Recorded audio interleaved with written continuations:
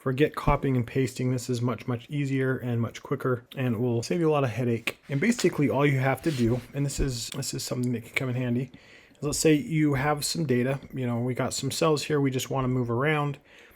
Doesn't matter where they are. All you have to do is select what you want to move. And you probably notice as you're moving your cursor around, it will kind of change to different things. Once you see that little hand, you just hover over to one of the borders. All you have to do is click and drag, and it's going to move all of the selected cells to wherever you want it to move. So that's all you really have to do. You can do the same thing, move it back, or hit Control Z, undo that. It's easy to move around. You can do the same thing with a column, a single column. Again, you just have to hover until you get the little hand cursor, and you can just slide the column over.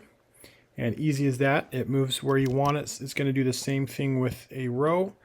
Or let's say you want a handful of rows. You select whatever rows you want, and you just need to get that cursor to turn into the hand, and then click and hold, and then you just drag down, and it's going to go wherever you want it to be.